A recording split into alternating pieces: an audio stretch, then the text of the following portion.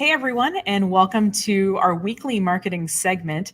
My name's Nicole, and I have a marketing agency. I work with mainly small businesses, and a tool that I've been using a lot of the time for websites, and whether we built them or whether we're just doing marketing for people, is adding Google Analytics to someone's website. It's just this thing I've just done. And what's really interesting though is that there's a lot of reason to not necessarily do that, and there's even some kind of good alternatives to Google Analytics. Now, I don't know anything about this, but the good news is I have a friend who does. So I want to introduce you guys to James Nobles, and he is here in upstate New York with me. He has his own company doing similar work to me, and also doing some pretty cool other stuff too. James, do you want to give people just an idea of like what your background is and who you are and how you've gotten the knowledge you've gotten so far? I have been working in digital marketing since like about 2001 or so. The company that Yahoo bought a long time ago. So I've done keyword marketing, search engine, things like that, website building. I'm kind of more of a stay-home parent these days, but it's still kind of fun to talk about this. And you have a great show, so here I am. Yeah, no, thanks so much for agreeing to do this. I know, by the way, whoever's tuning in, I know nothing about this topic. I mean, I know that there's other tools. I just don't know much about what they are. So I appreciate this sort of guided tour from somebody who has been using them and knows about them. So, yeah.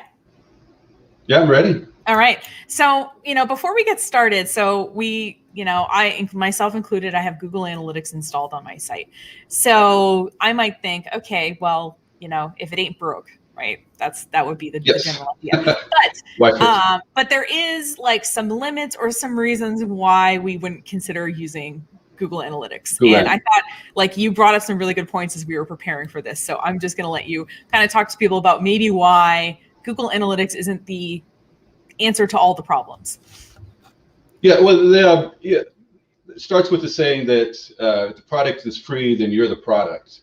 And that is very true when it comes to using Google's tools, email, Google Analytics, the Android phones. The data they collect from you is the product, and they monetize it. So as online privacy concerns and how corporate America sometimes uses that data about us kind of moves into a mainstream issue, a lot of people started questioning this, because for a long time there was no alternative to Google Analytics. But recently, driven mainly by the privacy and data ownership issues, several companies have come along and started to develop alternatives that are a little scaled back from what you're used to from Google, but still very useful to the vast majority of website owners who aren't running like a multi-billion-dollar global e-commerce system. Like I've got maybe a Shopify, or I'm just blogging and I'm doing like content, writing about a subject I love. Google Analytics can actually be like huge overkill, steep learning curve, things like that. So there are some really good alternatives out there now. Right. I know. I was working with a client once, and they were having their marketing manager pull these reports for them. And it would take her like 4 hours a week to like get all of the data together. And a big part of my work with her wasn't so much really teaching her much of anything, but to like kind of get her bosses to say like, are we really looking at 10 pages worth of Google Analytics data every month at our sales meeting? Exactly. Are we really doing that? Exactly. You could be like, overwhelmed by the data. I mean, too much will blind you. Yeah, and something too that you were mentioning, which I hadn't thought of, is this idea that like nothing on the internet really ever goes away if it's owned by one of these big companies. So like, let's say I wanted to close my business and I want my data to go away. If I use one of these tools that we're going to talk about, the idea is that I can take my ball and go home, right? Yes, that is one of the things all of these services offer, is you can download your data and then delete your account and it is gone. You can set up systems to regularly download and use your data in other things, which is somewhat possible with Google Analytics, but it's got to be like an authorized partner, and they have the tool, the plugin that makes it happen. But this, you can just like download a giant CSV file and like, hey, I got my website data. I'm trying to picture even what a CSV of Google Analytics data would look like. I can't picture anything but a hot mess, honestly. Oh yeah, there's a lot back there. Oh yeah, it's overwhelming. Like, have you ever downloaded like your Facebook? You can go into your Facebook page insights and download data from there, and it's like 300 columns or something. It's just God. like, here, take it, have fun with that. Yeah. Like, good luck trying to do anything with this. I feel like at least a CSV file of kind of more simplified analytics that most people care about is good. And then the other thing you brought up, like as we were preparing, which I thought was really good, is this idea that now, we're expected, and this is where we're moving as a society. We have to disclose what data we're collecting from people and how it's being collected. So this big thing that you probably have all heard about was this thing called GDPR compliance, which is something that happened in Europe a couple of years ago, which is basically that, there has to be, I have to tell people what data I'm collecting and how I'm, using it. But I also have to let you, there's something that's called the cookie notice. If you've ever gone to a website, it pops up and it says, we're collecting data. And you have to, if you click accept, or if you click no, you actually have to stop tracking people. And I think this just passed in California, right? Of something similar to this. Okay, and it went into effect, I think, at the end of January. Correct. Yes. Okay. So California has their own. The European one, the GDPR. Actually, if you do business, like if you target business and do commercial transactions with people in Europe, you have to have a single person designated as your data compliance officer. And even go so far as to have you have to publish this person's address, their name, their desk phone number, so people can theoretically contact, like, hey, Bob, data compliance officer, what are you doing with my data? Mm-hmm. Kind of thing. If you're a large corporation, there are additional levels to it for sure. Right. So if the idea of, if you're watching this as a small business and the idea of this makes you insane, one thing you can do is if you had one of these alternatives, since it's not collecting as much data and using it, you don't have to have something like that in place. Did I understand that?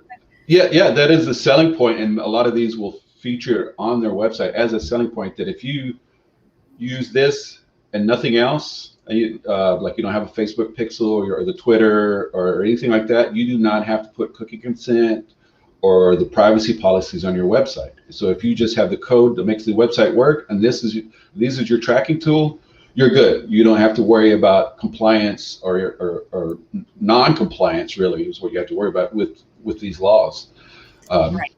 So they kind of let you off the hook. It's a trade-off. Maybe you can't drill 37 levels down like you can in Google Analytics. Right. But if you're the average person running a manufacturing website in the Midwest, this is going to be great for you. Got it. And the other thing too is that I know if some of you are familiar, if you gone into your own hosting account, your own cPanel, you probably noticed that there's like a default stats software that looks like it was born in the 1990s. So what's nice? I mean, it looks like it. I think one of them is called AW Stats. Maybe I was going to say AW Stats. Yeah, I meant to pull that up as into one of our, just to kind of show people this is what comes for free on your server. But really, it's So these take the kind of cool looking sort of slick data of the Google Analytics, but stripped down. So that you're not having to comply with these more rigid privacy concerns, and also B, that you can, if you want to delete it all and just be done, you can take your ball and go home, or if you just want to download it and use it for something else, that the CSV file does not have 350 fields of information. Exactly. Yeah. That you have great dashboards. Really, they've really put a focus on a simple user interface, dashboards that are not overwhelming compared to what you'll see in Google Analytics, because it could be quite intimidating, Google Analytics, for the first time. Yeah. I've ran in with clients, they're like, what do I do? And you're like, I don't know. Put together five. So, you just put together a 5-page email and set up Google Analytics to email, here, focus on this for now. Because they're clicking around and they're like cohorts and and attribution channels, and things like that, and they're just like, how many people came to my website last week? How many people clicked on the link in my email newsletter? These are all things we care about. So and speaking of things we care about, so James is going to be nice enough to take us through a little guided tour of some of these options that he's found. So what I'm going to do is share my screen and make it big so that we can see the most things possible. And so we're going to start with PanelBear. All right, that's a good one. Yeah, so this is... So PanelBear, has a free trial. Some fairly basic stats, page view, time on site, the bounce rate, which is, it's a key one people often overlook, where they came from, what your referrals were. They also promote that you don't have to do any cooking tracking. You have to get the consent. You don't have to have the privacy policy. I think they have, let me check their pricing. They have a hobby plan, which is free, and you get like 5,000 page views. And then it goes up to like $6 a month for something like 20,000. So very affordable. And that is the thing on some of these, there is a fee to use, but then again, like I said, if you're paying them, so you are not the product, you're paying them for their products and service. Right. And it looks like you're only getting to the paid thing when you're starting to get an actual amount of traffic. Yeah. So if you're just launching something and you just want some basic stats, this is a free one. And then as you grow, it grows with you. Yeah. Up until it's super affordable. You can get up to, check this pricing down here. They always kind of vary it. Yeah. 20,000 or so for like $6. Okay. And I think that's most a month. I mean, I'm not sure who's watching this right now live, but or who's watching the replay, but I'm guessing most people are not necessarily getting a ton, that kind of traffic. I mean, my little blog, my little regional blog I have in Maine gets like, I think about 35,000 a year or something. So, and it only got to that point in year 5. So, yeah. And if, like I said, a lot of this is geared toward you. If you're not doing a ton of e-commerce, like if you're doing what we might call brochure sites for something, like I always like to use an example of small manufacturing company in the Midwest, because I worked for one, and they just wanted you to spend time on their site and look at their stuff, because some of it costs like $200,000, and they're not gonna take your credit card over PayPal for this. So they just wanted to know that people were connecting with their content and viewing it and getting primed to take the next step, to then call them. Because it was a very complicated piece of machinery that went into paper mills. Yeah. So 25, 30,000 views a month, a month was where they were at. Yeah. So there you go.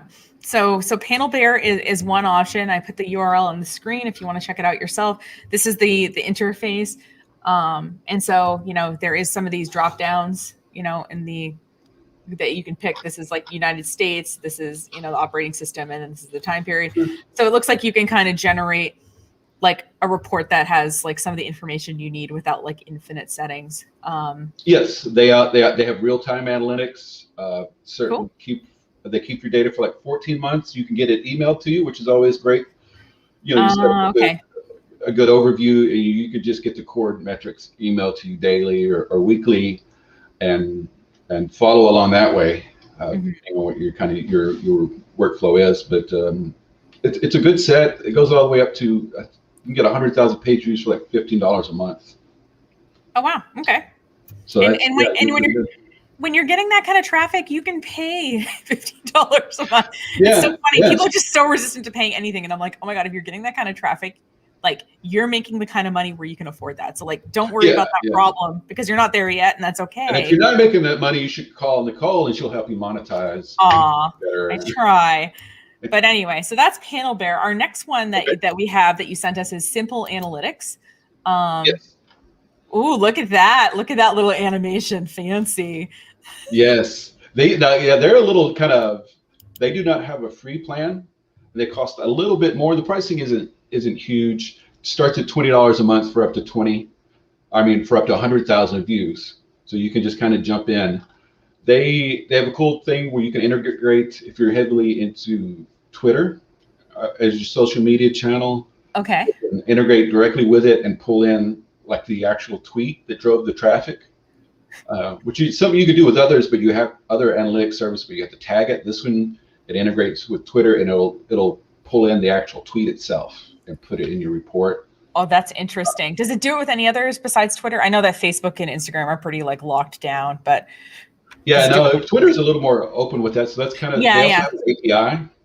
Yeah. They have a programming interface that's simple too, so you can automate pulling data in and directly in. So if you do want to merge that data with other data sources or store it in like a data warehouse, they have that option, so you can just use their API and pull data in, just kind of stream it real time. Mm-hmm. They claim that they can get around ad blockers, because if people are using ad blockers and you're using Google Analytics, sometimes you can get shut out. Oh, okay. So you will get blocked. They claim that they can get around ad blockers and keep tracking people without violating like any data policies or Okay. laws.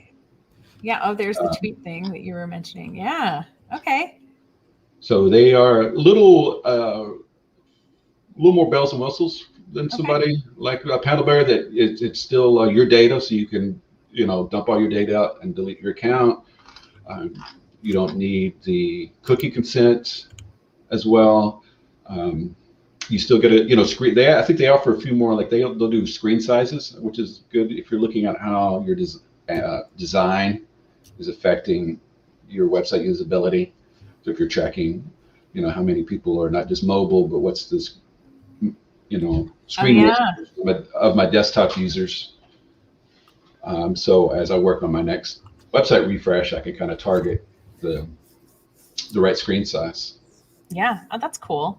Yeah, and I like that they have like a demo. Yeah, I can tell these people are super marketing. They've got the chat bot. They've got like the demo. They're on it. They are on it. Yeah. Got, every time I go to there, somebody pops up. Hey, can I help you? What's going on? What do you need? Yeah, what do you need? Hey, can I sell you something? Are you ready to be sold something yet? Right. Yeah. Okay. This is interesting. And all these come with. Look, there's 2 live visitors. It's you and me, I think. See, which is a good thing. Yeah, they put out that public dashboard too. What was that? There was something else. These all, of course, come with documentation, really good documentation. That's why I kind of picked these, because if you're kind of going, there's a little bit of do-it-yourself aspect to it. They all integrate with your website the same way Google Analytics does. You get a little snippet of code that you drop into your page template or somewhere, and it works. So that statement kind of covers all these. Really simple to integrate in your website. Great documentation. Yeah, I feel like usually when you pay for something, like it usually is going to have better documentation, because they're actually, they're like a company and they're paying someone to like write documentation. If you're downloading like a free something off the internet and then you're mad that it doesn't work, it's like, okay, well, they're not being supported enough to like. Donate. Send them some money through Patreon. Yeah, send them some money. Yeah. I would like to buy things so they can write documentation. 10 pages. Yes, I would like to buy 10 pages of documentation, please. Please. Okay, so we've got simple analytics, and then we have this one is totally different. This plausible analytics, because like you were telling me, it's open source. Yeah, so you can actually download this one and run it on your own. They have some documentation and a community around that. It is, at least in appearance, a little more stripped down, though it gives you a lot of the same features like PanelBear. But of course, again, no cookie compliance or policy issues. You can download it, run it on your own server if you want to. If you're really into that and you have the technical skills, I think you can run it on any of the clouds. You can run it as a Docker. If you're familiar with those things, you can run it as a little Docker container on your own home computer if you would like, and just really control the whole stack, as it were. Very simple, tiny code. Very cheap too. They don't have a free one, I believe. Well, they have a free trial, but the paid version starts at like $6 a month for about 2,000. Okay, yeah. I mean, a lot of these, it looks like it depends on like your traffic mainly, and like I said, once you have more traffic and you're monetizing better, you can afford $12 a month. Exactly. And if you're just doing I'm starting out with a blog on politics, or I'm starting out with a blog on maybe a DIY channel. I like to make content about something. This is perfect. Simple setup, simple dashboards. Anybody can kind of afford $6 for the first couple of months, each month to get it. So great documentation on this one. Yeah. Well, this is interesting, and I'm wondering if this is true with the it says unlimited websites. So with these tools, if it's under a certain amount of traffic and it's spread across a couple of websites, is that I picked 10 million just for fun, and it's $150 a month when you have 10 million visits a month. Right. And then after that, you gotta contact them. Like, whoa, I've only got 2 million, so I can't. I had to just see. I was so curious what the upper limit was, but yeah, is that pretty typical, or is that just? Well, some of these, if you're on their free plan, a couple of like PanelBear, it's one website or one domain. Got it. Once you get to the paid ones, it usually jumps up to like an unlimited. Mm-hmm. So if you're running multiple websites, you're going to have to pay a little bit. Then again, $20 a month, $15 a month. If you're running multiple websites, you've already incurred some costs, and these are minimal. Cloud. Yeah, definitely. And I see too that it integrates with Slack too, which I'm starting to use more of these days in my work. And just notice too, I'm just pointing this out to people who aren't software nerds and don't buy this crap every day.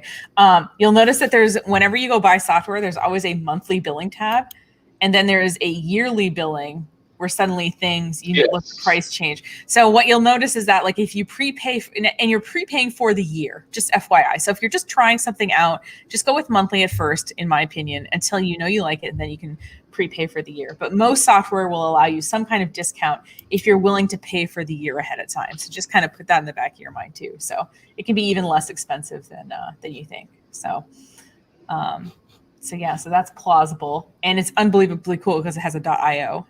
Yes. Oh, yeah. That's totally.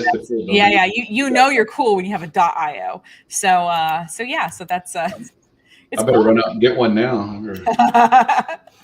And then we have Fathom. So tell me a little bit about this one. Fathom is similar to the others. No cookies, no banners.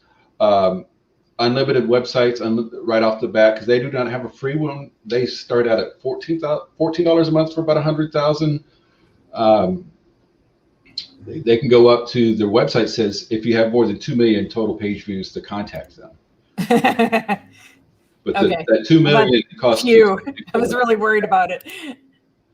So, but yeah, they have good integration with, if you're using some of these newer React or JavaScript based websites like Next or Angular or Vue.js, they integrate really well, and they have some good tutorials on how and documentation on how to integrate with those. It's kind of even some plugin that will allow you to integrate with your blog a lot easier. So this is one that is maybe somewhere between the maybe more developer focused in the way that they pay attention to what you're building your website with. Like Simple had an API which to use, so they kind of slot sort of technically wise below Simple but above PanelBear and Plausible. Still a good selection, time on site, page views, bounce rates. Good dashboard. They bypass ad blockers. Real time, though they don't give you as many options for email reports. They only do weekly. Like I think Plausible, you said you could do unlimited. You could just email yourself every hour if you wanted. That sounds amazing. But I noticed that this one only has a goal completion little area, a little bit more prominently highlighted than I've noticed in the other ones. And it seems like, because I'm in their demo one, and it's like waitlist subscribe, and then it shows a conversion rate. This seems a little bit more sort of resultsy, goal focused than the other ones. I don't know if that's something that I'm reading into, but. No, you did bring up a good point, because there was one of them, I can't remember now, where they were still working on goals. Got it. Okay. Goals, but because that is kind of tricky to do. You think it's something we've come to expect when you're trying to pay attention to privacy, just simply tracking the, what page they go to, and if they complete a goal and do that accurately is a tricky situation. So goal tracking for some of these is new. Some of these, when I first checked them and started following them, they didn't have, not all of these had goal tracking because of privacy concerns. Like, we got to figure out how to track this person and still respect our claim that you don't need cookie consent. Right. And it gets in the programming, like how do you stack, without putting a cookie in these people's computer, how do you keep track of their web history on our website? Well, I guess though, if we were just tracking how many people like signed up for our email list or something, and I filled out a form, I don't necessarily like need to track them. I just need to track that someone filled out the form.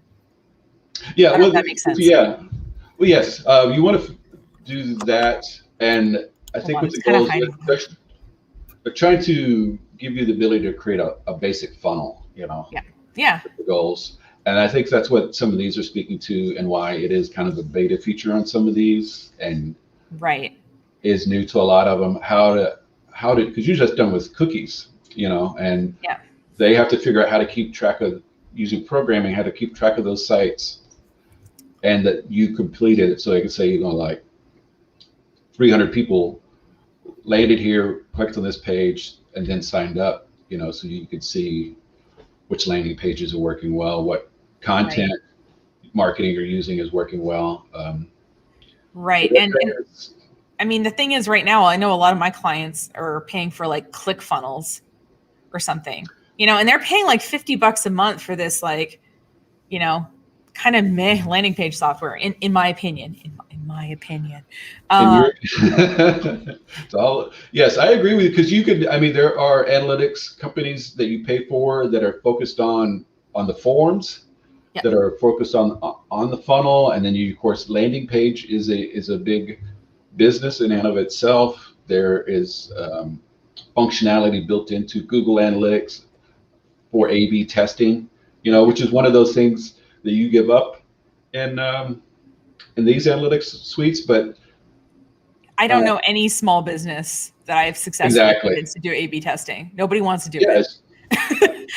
Again, if you're watching this and being like, Nicole, you never told me about A/B testing. Sorry. I've written a few blog posts about, I don't know. I just keep track of what I've talked about when.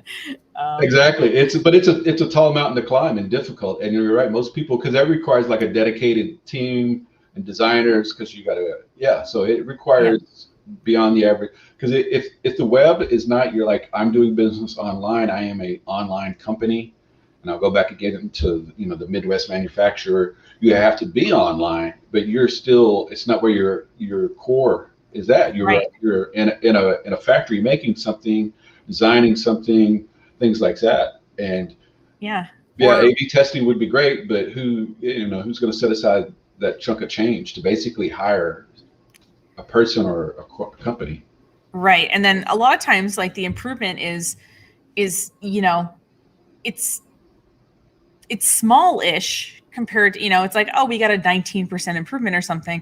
If you're a small business and like 19% more money than you made last month is not a compelling amount of money, it's really hard for you to like you said, pay a designer and whatever to like, so you're going to pay, whatever, a few $1,000s to find out how to make, $200 more a month or something. Yeah, that's what I was saying. Or something. Yeah. So I understand why people don't do it. It's really one of those things. Yeah, if you have a dedicated team and you're looking at millions of dollars and millions of pages, and a 6% increase means, $500,000 more a year, then absolutely. Right. And that's why you see whenever you go to an A/B testing site, for example, it's like, it's always uses like Patagonia, and like it always uses these really big companies because like, that's, and I'm not saying 6% is something to, sniff at, but you got to spend some money to get there. So, all right. So let's move on to our final one of consideration. How do you pronounce this? Matamo? Matamo. Okay. We're gonna go with that. This one is actually been around for quite some time as open source. Okay. They had another name before this, and I cannot remember it right now, but they have been around. They offer almost Google Analytics level if you want. They have a basic where you don't have to do the compliance, but you can go full Google Analytics with them. And they just recently went from being kind of the big open source fish in the pond. They got a ton of funding, and now have kind of gone business where you could pay. They will host it in the cloud for you for like $29 a month. They have a programming interface. It gets pretty deep, pretty technical. So this is like if you are a larger company who maybe doesn't, for ethical reasons, doesn't want to do business with Google, or you want more control over your data than you get from Google, this is kind of where you can go. Mm-hmm. A lot of the others were really, like we said, the small company, the small blogger, the content creator. Mm-hmm. This one does get a little more, and I thought to put out there for the people who are like, I have technical skills, I have the staff, and I want something that's not Google Analytics, but I need more than PanelBear or Plausible might offer. So this is Mm-hmm. something you can go with. Okay, so open source, when I think of open source, I think of free, but it looks like there's, and I think this one kind of has an interesting model where you're paying Yeah. That's, €0 or 29. Oh, okay. You just switch. Oh, interesting. All right. yeah. It switched from euros to dollars. Okay, and it's about the same amount. All right, and for 50,000 page views, again, based on traffic. Yeah, so they are. You see this happen with open source software when they really go all in on the money. They can. The open source version becomes slightly less open, and you get basically it's kind of like in the old days of shareware, where they would sort of limit your access to the more advanced features. Mm-hmm. Without paying, because the idea is that they want you to pay the $29 a month. So I think they charge for some of these add-ons like $180, with the idea that $29 a month looks pretty good in comparison. Mm-hmm. If you were able to track down some of the older versions, you might get this full, and then you would have to update it yourself because you would not get the updates. So it is still technically open source, and this happened recently. You could get it, download it, run a fairly basic version, do a lot of things with it yourself. But to get the full buffet, you'll have to pay. But then again, you have complete data ownership. All the data is yourself. They'll hold it for a certain amount of time, but you still get to own the data. And like I said, if you're a larger company with the resources to get into this, they're kind of your open source option for the data and what you can do. You can do things that maybe are not so easy to do with Google Analytics. You own the data. You can take it however you wish and do whatever you wish with it. But it's going to cost you a little bit. Yeah. Well, and like you said, so the free version is hosted on your servers versus hosted in the cloud on their servers. And obviously, like, if you don't feel like comfortable, like, or you don't feel like you could maintain your own server, or like you just have some general anxiety about data not being in the cloud, like I do. Oh. Yeah, you're going to need marketing stuff to. I know, but at least it waited. What I hate is when I go to a website and within a second it pops up and I'm just like, okay, I haven't even decided that I like you yet. Like, exactly. Why are you? Whoa. Yeah, like slow it down. I need a drink first. Come on. At least take me on a date and then we can talk about it. Exactly. Giving me my email address. But yeah, so it's really nice that I had no idea that we had these kind of alternatives out there, to be honest with you. I literally picked Google Analytics years ago and never thought any more about it. But you've given me some really good reasons to like. Thanks. You're welcome. Yeah. It's a good pause. But the funny thing is, Google was the only option for a long time, and it started out as open source. It was called Urchin. Many like decades ago. It was called Urchin, and there was an open source version of it, and then Google bought it, and they slowly like took that away until it was just Google Analytics. I don't even know if you can find Urchin anymore. I haven't looked in years. So you know how things are on the web. It comes full circle. Yeah. So now the open source thing is now the closed source. We don't do any evil. Corporate offering, and now you have new open source ones coming out and giving people some options.